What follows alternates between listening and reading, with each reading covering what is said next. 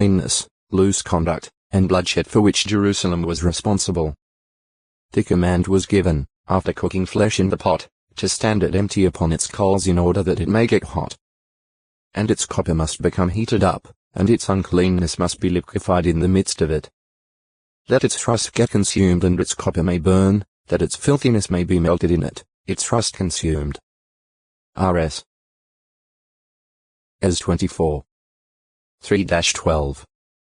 Jesus Christ said, in his Sermon on the Mount, "Stop storing up for yourselves treasures upon the earth, where moth and rust consume, and where thieves break in and steal.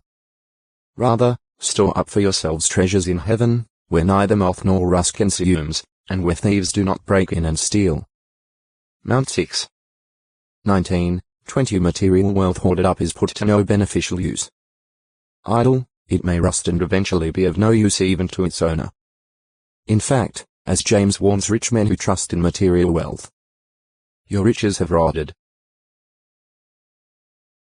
Your gold and silver are rusted away, and their rust will be as a witness against you and will eat your fleshy parts. Something like fire is what you have stored up in the last days. Look. The wages due the workers who harvested your fields, but which are held up by you, keep crying out, and the calls for help on the part of the reapers have entered into the ears of Jehovah of armies. Just 5. 2-4. Instead of using their riches in the right way, they unrighteously hold them back. The longer this is done, and the greater the corrosion and rust gathered, the greater the witness is against them before the judgment throne of God. The opposite of such failure to use material wealth was recommended by Jesus when he said, "Make friends for yourselves by means of the unrighteous riches, so that, when such fail, they may receive you into the everlasting dwelling places." Luke 16. 9.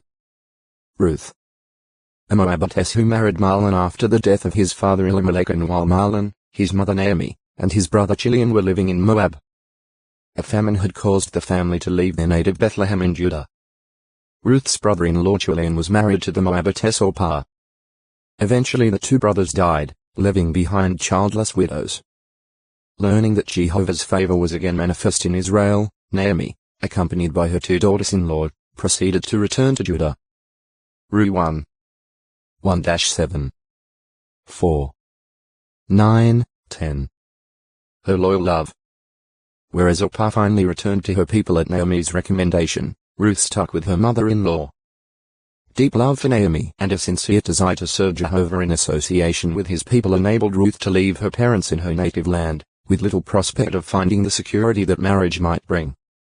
Ruth 1. 8-17. 2.